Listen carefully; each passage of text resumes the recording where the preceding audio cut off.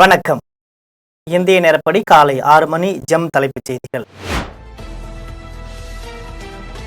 தனது குடும்பத்தினருடன் டெல்லியில் குடியரசுத் தலைவர் திரௌபதி முர்முவை சந்தித்த சச்சின் டெண்டுல்கர் குடியரசுத் தலைவருக்கு தமது கையெழுத்திட்ட டெஸ்ட் கிரிக்கெட் டி ஷர்ட்டையும் பரிசளித்தார்.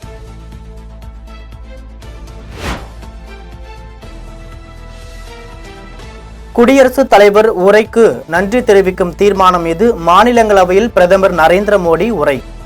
நாடாளுமன்றத்தில் குடியரசுத் தலைவரின் உரை மிகச் சிறப்பாக அமைந்ததாக பிரதமர் மோடி பாராட்டு.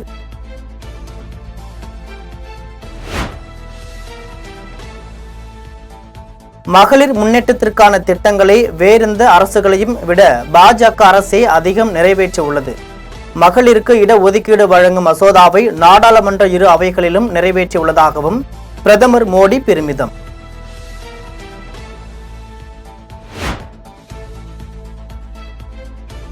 திமுக மாணவரணி சார்பில் டெல்லியில் நடைபெறும் கண்டன ஆர்ப்பாட்டத்தில் ராகுல் காந்தி, அகிலேஷ் யாதவ் பங்கேற்பு.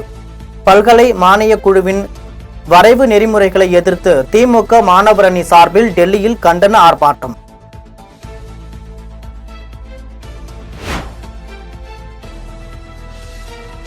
நெல்லை வண்ணாரப்பேட்டையில் சாலையில் நடந்து சென்று மக்களுடன் முதலமைச்சர் மு.க. ஸ்டாலின் சந்திப்பு.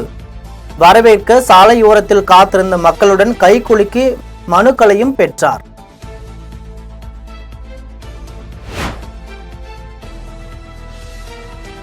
தேர்தலுக்கு பிந்தைய கருத்து கணிப்பு முடிவுகளை நிராகரிப்பதாக ஆம் ஆத்மி தேசிய ஒருங்கிணைப்பாளர் கெஜ்ரிவால் திட்டவட்டம்.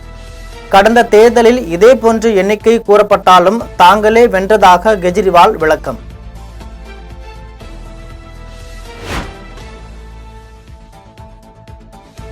(2026) சமுத்திராயன் கங்கன்யான் திட்டம்.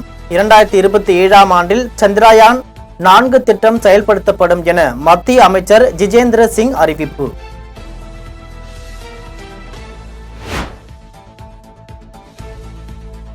தமிழ்நாட்டில் சமூக நல்லிணக்கத்தை கெடுக்க முயற்சிப்பவர்களை தமிழக அரசு இரும்பு கரம் கொண்டு ஒடுக்க வேண்டும். விடுதலை சிறுத்தை கட்சிகள் தலைவர் தொல் திருமாவளவன் கண்டனம்.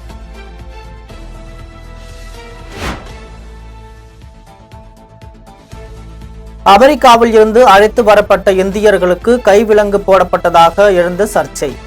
எதிர்க்கட்சிகளின் அமளியை தொடர்ந்து மக்களவை நாள் முழுவதும் ஒத்திவைக்கப்பட்டது.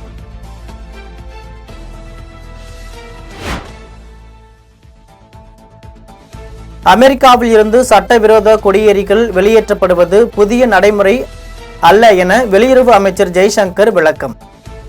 நாடு கடத்தப்படுவோர் தவறாக நடத்தப்படக்கூடாது என்பதை உறுதி செய்ய அமெரிக்காவிடம் வலியுறுத்தியுள்ளதாகவும் நாடாளுமன்றத்தில் திட்டவட்டம்.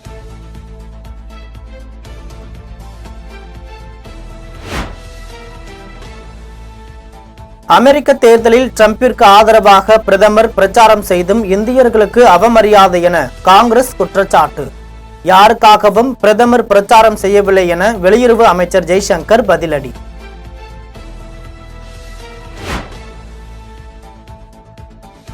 பிற மாநிலங்களைப் போல தமிழ்நாட்டில் சாதிவாரி கணக்கெடுப்பு நடத்தாதது ஏன் என தவேக தலைவர் விஜய் தமிழக அரசுக்கு கேள்வி.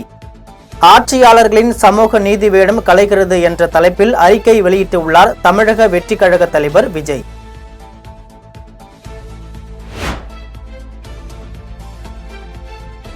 பல நூற்றாண்டுகளாக திருப்பரங்குன்றம் மலையில் இரு சமயத்தவர்களும் வழிபாடு செய்தனர்.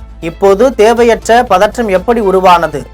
மதத்தை வைத்து அரசியல் செய்திடும் அற்ப அரசியலுக்கு திமுக துணை போகிறது என நாம் தமிழர் சீமான் விமர்சனம்.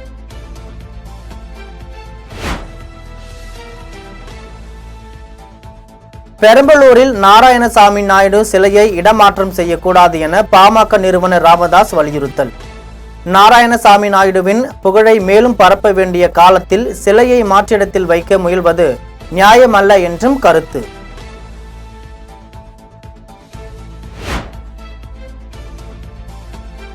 தாய்மொழி மீதான பற்று குறித்து விழிப்புணர்வை ஏற்படுத்த நடவடிக்கை. தமிழ்நாடு முழுவதும் வர்த்தக வியாபார நிறுவன பெயர் பலகைகள் தமிழில் இருக்க வேண்டும் என தமிழ் வளர்ச்சி மற்றும் செய்தித்துறை அமைச்சர் சாமிநாதன் வலியுறுத்தல்.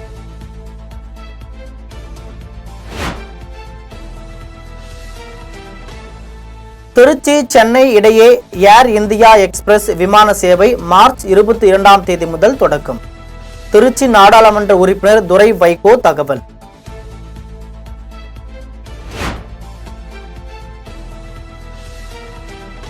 கிருஷ்ணகிரியில் ஆசிரியர்களால் பாலியல் வன்கொடுமை செய்யப்பட்ட மாணவிக்கு கருக்கலைப்பு செய்ததாக வெளியான தகவலுக்கு ஆட்சியர் மறுப்பு. மாணவிக்கு அளிக்கப்பட்ட சிகிச்சை குறித்து விசாரணை நடத்த காவல்துறையினர் திட்டம்.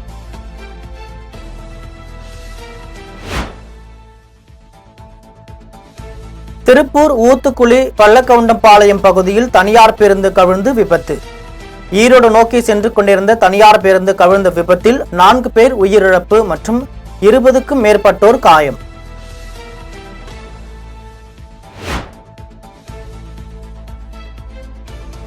சென்னை குரோம்பேட்டை வெற்றி திரையரங்கில் விடாமுயற்சி திரைப்படம் பார்க்க வந்த இசையமைப்பாளர் அனிருத்துக்கு அபராதம். திரையரங்கத்திற்கு வெளியே நோ பார்க்கிங்கில் அனிருத் கார் நிறுத்தப்பட்டிருந்ததால் ரூபாய் 1000 அபராதம் விதிக்கப்பட்டது.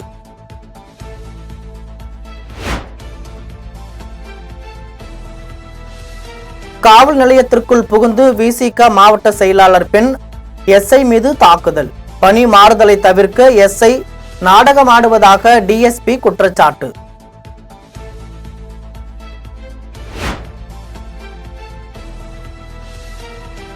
மத்திய பிரதேசத்தில் இந்திய விமானப்படைக்கு சொந்தமான மிராஜ் 2000 விமானம் விபத்தில் சிக்கியது. தொழில்நுட்ப கோளாறு காரணமாக இந்திய விமானப்படை விமானம் விபத்துக்குள்ளானதாக தகவல்.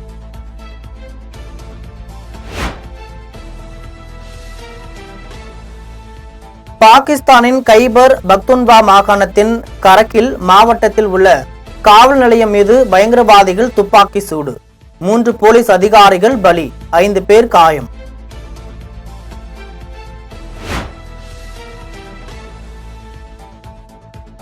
அமெரிக்காவில் பாசிச திட்டங்களை அமல்படுத்தியதாக கூறி அதிபர் டிரம்பை கண்டித்து போராட்டம். மொத்தமுள்ள 50 மாகாணங்களில் ஒரே நாளில் 50 போராட்டங்கள் நடத்தப்பட்டன.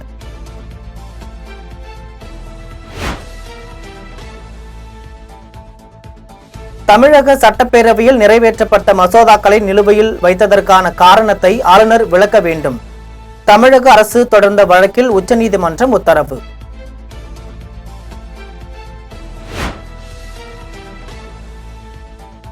கலவரத்தை தூண்டும் வகையில் பேசியதாக தொடரப்பட்ட வழக்கில் சீமானை விடுவிக்க உயர்நீதிமன்றம் மறுப்பு. வழக்கு விசாரணையில் நேரில் ஆஜராகுவதில் இருந்து சீமானுக்கு விலக்கு அளிக்கவும் உயர்நீதிமன்றம் மறுப்பு.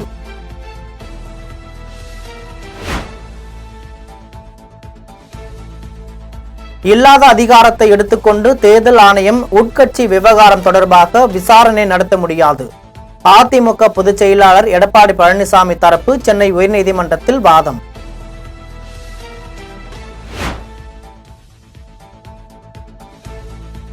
சமூக ஆர்வலர் ஜகபர் அலி கொலை வழக்கில் கைதான 5 பேருக்கு சிபிசிஐடி காவல் முடிந்த நிலையில் நீதிமன்றத்தில் ஆஜர்.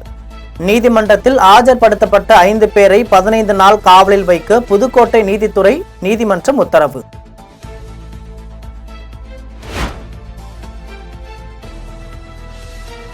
தமிழ்நாட்டின் ஓரிரு இடங்களில் வரும் 8ஆம் தேதி வரை இயல்பை விட 3 டிகிரி செல்சியஸ் வரை வெப்பம் அதிகரிக்க வாய்ப்பு. சென்னை மற்றும் புறநகர் பகுதிகளில் அடுத்த 24 மணி நேரத்தில் அதிகபட்ச வெப்பநிலை 91 டிகிரி பாரன்ஹீட்டுக்கு மேல் பதிவாகக்கூடும் என்றும் வானிலை மையம் தகவல்.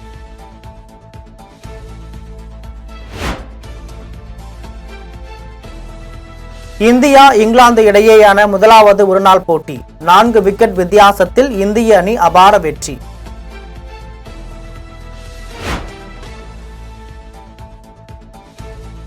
காயம் காரணமாக சாம்பியன்ஸ் டிராபி தொடரில் இருந்து பேட் கமின்ஸ், ஜோஷ் ஹேசல்வுட் விலகல். ஸ்டீவ் ஸ்மித் அல்லது டிராவிஸ் ஹெட் கேப்டனாக நியமிக்கப்படலாம் என தகவல்.